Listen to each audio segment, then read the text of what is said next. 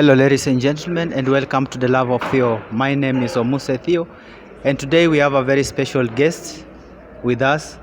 And before we get to introduce our guest, I'd like to invite you all, the Love of Theo fans, welcome back to this channel.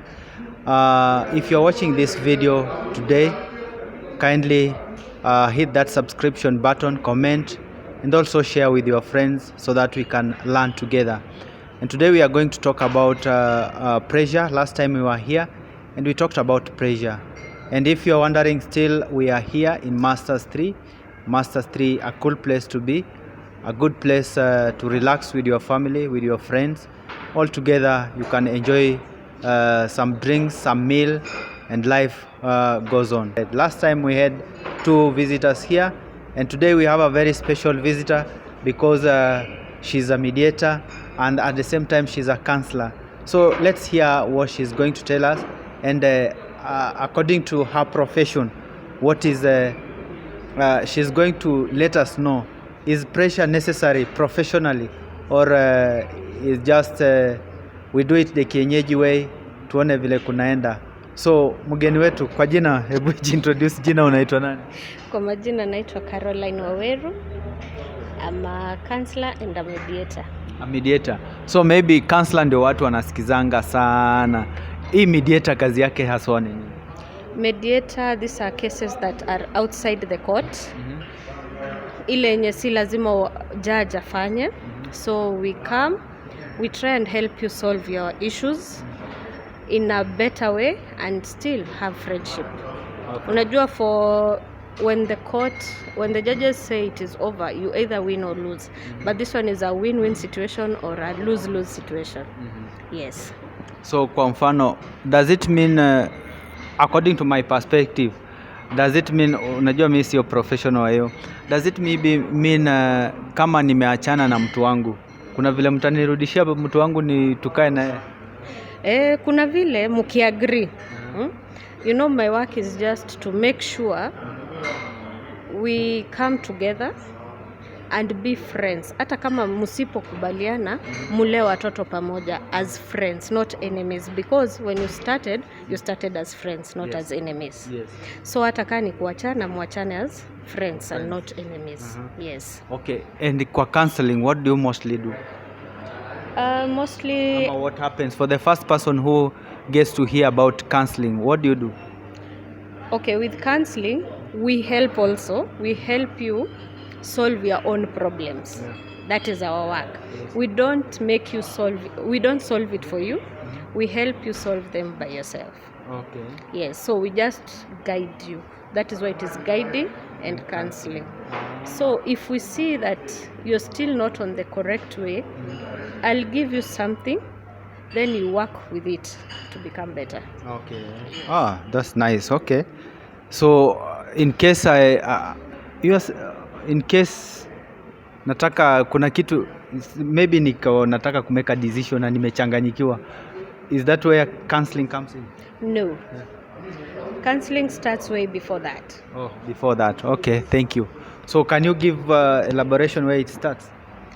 You know, for counseling, you must start with counseling before ifike hiyo kuchanganyikiwa. By saying we start with counseling is wewe mwenyewe kuamua sasa nahitaji usaidizi. That is where it starts. Mimi kama Theo ninataka usaidizi fulani, wacha niende nitafute mtu fulani. Hapo ndio counseling inaanzia. Juu umeona peke yangu siwezi, wacha nisaidiwe na watu fulani.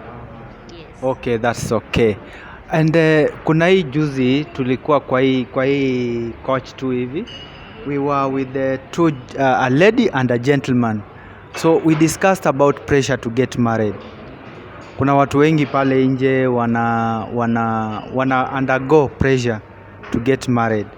Is it even right to somebody to be subjected into pressure to get married? No, not at all, because you see, for marriage kuna 3 perspectives. Yes. There's the community perspective, there's the family perspective, na kuna self.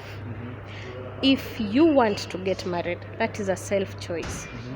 You cannot go with the perspective of the family or the community, because if you go with that, itafika mahali this was not your choice. Utachanganyikiwa na ukijaribu kwenda kwa familia ikusaidia, they'll not be there. So it is a personal choice and not the community choice or the family choice. Yes. Where does personal examples of personal is, I as Caroline, I have decided to get married. Yes. I want to get married. I feel I should get married. Yes. That is where the personal choice comes in. Okay. So in that scenario, nita make aje decision ya kuwa maybe I should not get married or I should get married? Sasa unajua inategemea with what you believe in. Some people believe in marriage, some don't. So you can't force someone who has decided not to get married to get married. Yeye mwenyewe ameamua sitaki marriage. Sasa unaachana na yeye aendelee bila marriage. Na huyu mwingine ameamua saizi ni wakati wangu, nimetoshea, nataka kuolewa. That one now is ready for marriage. Yes. Okay. So kwa personal, kwa hii personal, is there a way, kuna vile mtu anaweza feel wadogo wangu ama my peers wamekuwa married na mimi bado, kuna vile that one subjects to which pressure? Is it personal still or must? Sasa hiyo inakuja kwa family and community. Yes. Okay. Hiyo si personal. Let's go now to the family. The family pressure inaingia saa zile, unaona maybe you're the first born, second born ameolewa, third born ameoa. So now the parents come in and tell you it's time to get married. Yes. That is where the family comes in. Now they give you pressure to get married. They will make sure you get married. You know, sometimes a family might tell you just get married to anyone as long as you're married and you're happy. Yeah. Okay. So let's say I want to get married. Okay. For that society, so ukiwa subjected to such a pressure, how do we tackle that? Ama myself, nataka nimeona ndugu yangu, rafiki, nani wadogo wangu wamekuwa na mimi bado niko pale single. Naweza kabiliana aje with this? If you're not willing to get married, it's good to talk to your parents. You sit them down and explain to them why you should not get married and the effects of them pushing you to get married. Kwa mfano, saizi sitaki kuolewa. Nitakalisha mzazi chini nimwambie economy saizi it is not favorable for me to get married. Haya, ninaangalia tena the choice for getting married will also affect me. Saizi siwezi endea anyone just because tuko the same age. There is an example we were given when we were young in school that a woman grows very faster than a man. Yeah, sure. So the gap should be 7 years. So my peers, I cannot get married to my peers because we cannot reason together. I'm still ahead of them. I need at least an older person, somebody who is willing also to settle. Ndio tuweze kuoana. Yes, I'm seeing a person, but bado tunaangalia na kaa tunaweza. If you explain to them in a nice way, they will understand why you're not getting married at this particular time, and they'll give you time if they are understanding. Yes. Okay. So what about the society? How does the society come in and it is called what, influence our marriage period, our marriage choices? According to the society, you're supposed to get married between 18, mostly it's 22, not 18, 22 to... The society? Yeah, around 20 hapo ndo anatakanga at least uolewe, uzae mapema so that by 30 ushamaliza history wewe ni kule.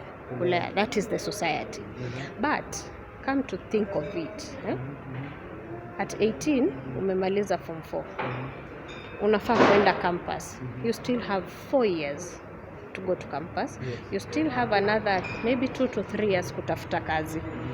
Hii period majority hawakuangi wamepata wameolewa, especially the people who are pursuing careers. they will go to school, read, and then wafikirie marriage after. So most people marriage is between 28 to 35. Yes. Now, you have talked about the age. Tuko hapo 28 to 35. Hapo. So hapo bado sijaolewa. Does the society or myself or the family, does it have a say in my marriage choices? Sometimes they do, but it is still your personal decision. If you really want to get married, that is I always think that should be the right time, because your mind has matured. You are able to think more than the normal. You can't just get married because it is time. You have to have matured. Unajua, as much as we hate colleges and universities, they help you mature, not just physically, but also your mind broadens. You're able to contain so much. Ndio hiyo sasa inafanya hiyo ndio inakuwa age mzuri, because you already know what you want in life at that age. So kuna wale watu unapata kwamba probably amepitisha hiyo 35 na bado wako pale. Wao pia bado wako na hiyo nini, ama bado ni personal choice? Bado ni personal choice. Kuna wengine bado hataki. Kuna mtu anaweza amua acha tu nizae between 30 and 35, acha tu nizae then nilee watoto wangu. Kuna wale wenye walizaa kitambo, then they went back to college. Au pia unapata majority hawaolewi, ama maybe they tested marriage in their teens. Imefika mahali wakaona wacha niende nisome. After kusoma, now they have, wame learn so much, especially the teen mothers. You'll find they learn so much. Ina take time ya kufikiria about marriage, because maybe ulifukuzwa na mzazi, jamaa alikukata, you had to feed this kid, you had to do odd jobs to feed huyo mtoto. Sasa unaona yeye marriage it will be a bit challenging ya kuingia into marriage. Still you say it is a personal choice. Yes. Okay. There's that person probably amefika mahali amesema I wish I knew ningemarika before huko nyuma. What's your advice? Ule mtu mwenye ameona ndio ameoa hata labda amepata mtu ama nini, but now inafika point penye anaanza kupiga kifua I wish ningefanya hivi before. What's your word on that? We all wish something, okay? But it was not your time. This is your time. Stop wishing and build on what you have now. Because if you continue wishing, you will destroy what you have now. Utakuta hausaidi the family, uko tu in the past. And somebody in the past will never grow. So ni ile tu unasema, yes, it happened at this time, so let me focus on the future. That's it. Okay.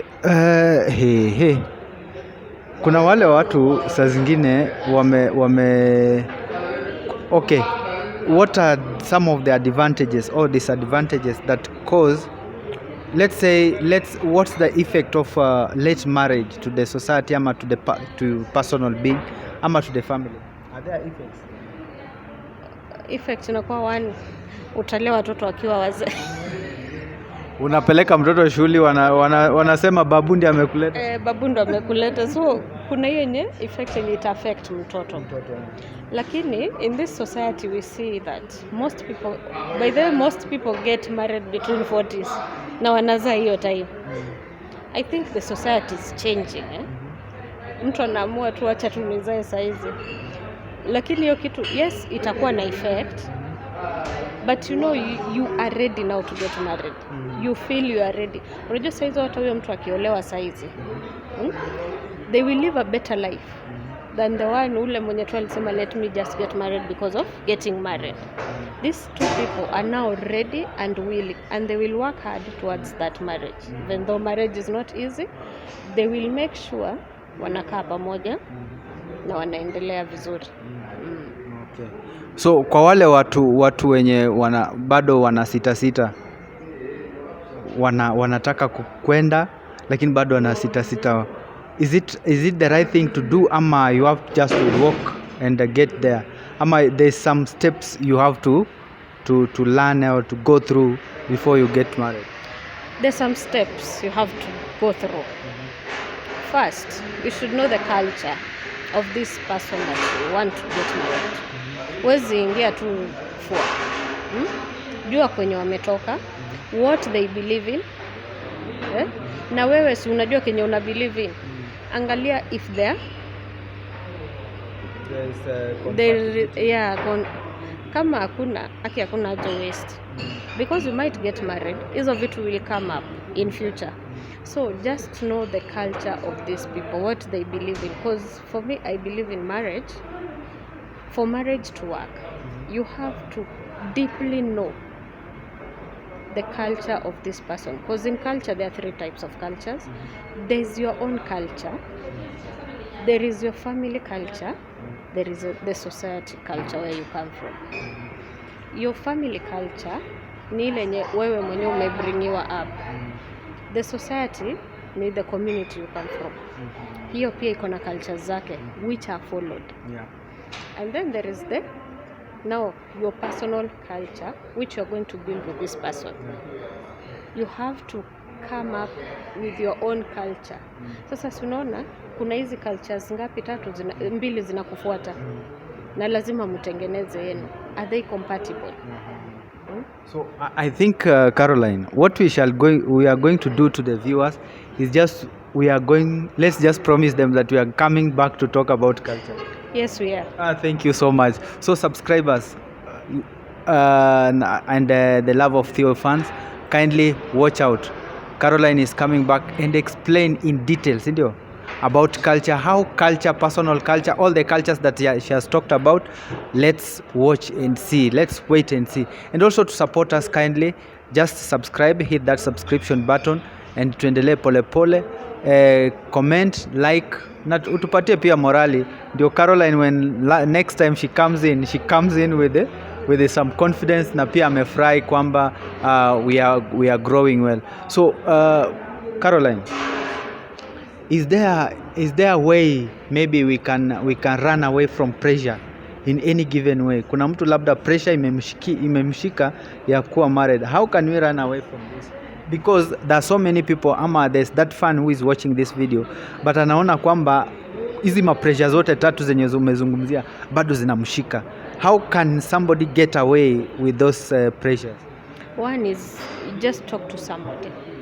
When you talk things out, you are able to learn one thing or two enye inaweza kakulete at par, so that they don't kill you but they make you become a better person. Yes. So you have talked about huyu mtu to talk to someone. Is it a professional ama just somebody? Sometimes we talk to professionals, though kuna vile unajua ni ngumu kuwafikia, watu wengi wajazoea professionals. If you can get a peer counselor, your age mate mwenye ni counselor, huyo anaweza kukusaidia, or an older person if you feel an older person will help you. You can go to an older person akueleze kuhusu marriage, because marriage is a very wide thing. We cannot exhaust everything, and we need God in all this. Kama uko na tips sana, fans, listen to her. She's saying marriage, it has a very broad, so we cannot even exhaust this here, but we are trying to exhaust it. Yes, we are. And that's why I invited her purposely. At least we talked to her to scare her side of but for you to get maybe to assist or you are a professional, sindio? But now these people ni ngumu kuwafikia, sindio? So, but will you be available? Are you ready to assist this person? Yes, I can. I'm very available. Yes. They can get me through you. They can get you? Through you. Okay. They can get you through me. Okay, so fine. So ladies and gentlemen, she has shared what she wants to about pressure to get married, and there's so many things she can talk about marriage. Maybe if you want to get her, she has said you get to her through me. So the number you can call is 0747607899. Again, 0747 607899. So let's maybe say kuna wale wenye wanayumbayumba kwa hii nini, bado you can still die in marriage already, bado you can still assist those people Wenye wako kwa marriage? Yes. Tunaweza saidia. Na wenye wameachana kidogo, as you said before. Hata hiyo tunaweza saidia. You know, God is the proprietor of marriage. Yes. And marriage is a very good thing. So we can just talk to you, bring you back so that you be together. Okay. Yes. So with the consent of both of you. The consent of both. Yes.